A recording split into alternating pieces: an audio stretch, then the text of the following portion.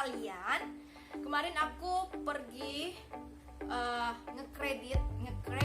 pergi kredit rumah ya guys, ke bank. Nah, aku mau share gimana ini proses ketika kita mau kredit rumah.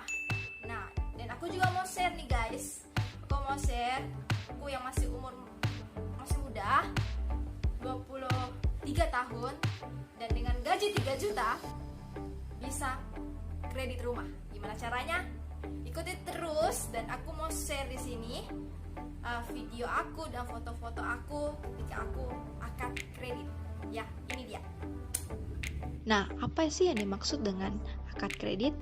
Akad kredit adalah puncak dari proses pengajuan KPR. Apa itu KPR? KPR adalah kredit pemilikan rumah.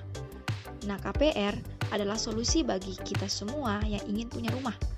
Dikarenakan harga rumah yang dari tahun ke tahun akan terus naik, sehingga untuk membeli rumah secara cash tentunya sangat memberatkan. Jadi, saat bank menyetujui pengajuan kreditnya kita, maka pihak bank akan segera memberi surat penawaran atau sering disebut dengan istilah offering letter. Nah, bila surat tersebut telah disepakati kedua belah pihak, maka bank akan langsung meminta notaris untuk membuat akta perjanjian kredit. Siapa-siapa sih yang hadir pada saat akad kredit KPR ini? Yang pertama, pihak pembeli dan tidak bisa diwakilkan siapapun. Kedua adalah wakil dari bank.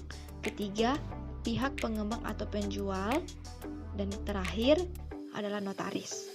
Nah, pada proses akad kredit KPR ini, setelah akta perjanjian kredit tersebut ditandatangani oleh pembeli, pengembang atau developer, dan pihak bank, maka segala kesepakatan yang tertuang pada dokumen akad yang sah secara hukum ini harus dipatuhi oleh semua pihak. Oleh sebab itu, semua pihak wajib hadir dan tidak bisa diwakilkan. Saat proses akad kredit KPR, masing-masing pihak baik pembeli maupun pengembang selaku penjual akan menyerahkan dokumen yang diperlukan. Penjual menyerahkan dokumen terkait rumah seperti IMB, sertifikat tanah, dan lain-lainnya. Sedangkan pembeli memberikan dokumen seperti KTP asli dan fotokopinya, kartu keluarga, NPWP, dan buku nikah bagi kalian yang udah nikah. Nantinya, notaris akan memeriksa semua keabsahan dokumen tersebut, misalnya mengecek sertifikat tanah, pajak, dan lainnya. Bila semua oke, notaris akan memberikan surat tanda terima dokumen ke penjual sebagai bukti semua dokumen rumah itu telah berpindah tangan. Jadi friends, kita harus benar-benar teliti saat proses akad kredit KPR. Kenapa? Karena setelah akta perjanjian kredit tersebut ditandatangani, maka segala kesepakatan yang tertuang pada dokumen akad yang sah secara hukum harus dipatuhi oleh semua pihak termasuk kita sebagai pembeli. Jadi kesimpulannya friends, ketika kalian ingin membeli rumah secara kredit, yang pertama kalian lakukan adalah bayar uang tanah jadi kepada pihak penjual. Yang kedua, kumpul berkasnya kalian sesuai dengan persyaratan. Dan yang ketiga, berkas yang kalian kumpul akan diajukan ke bank, dan di sana bank akan melihat apakah proses pengajuan kreditnya kalian diterima atau tidak. Nah, ketika pengajuan kreditnya kalian diterima, proses terakhir yaitu akad kredit.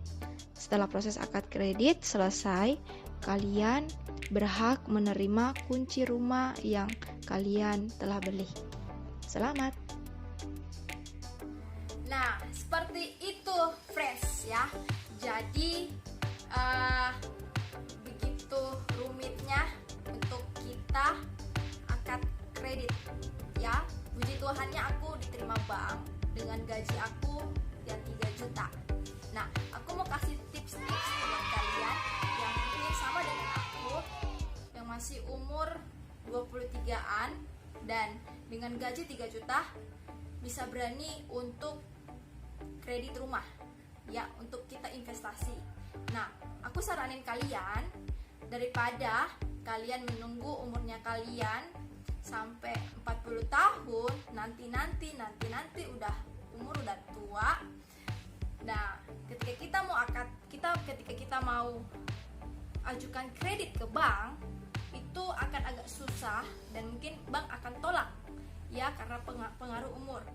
Lebih baik dari masa mudanya kita belajar untuk investasi dari gajinya kita, walaupun itu berkisaran 3 jutaan ya guys. Kalau gajinya kalian 3 jutaan, ayo berani ambil investasi ya, ambil investasi.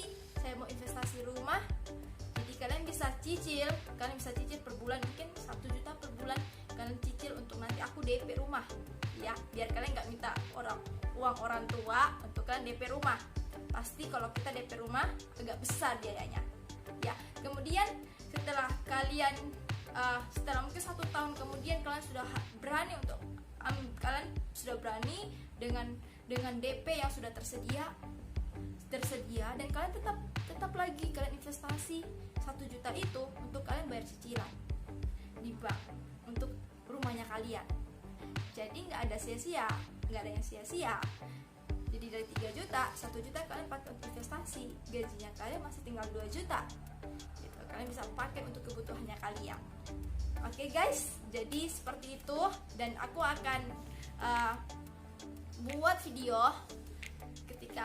ketika nanti aku mau jalan-jalan ke rumah baru aku ya, rumah pertama aku. Dan terus ikutin video aku ya, like and subscribe video aku, channel aku ini, biar kalian tidak ketinggalan. Oke guys, semoga memberkati. See you.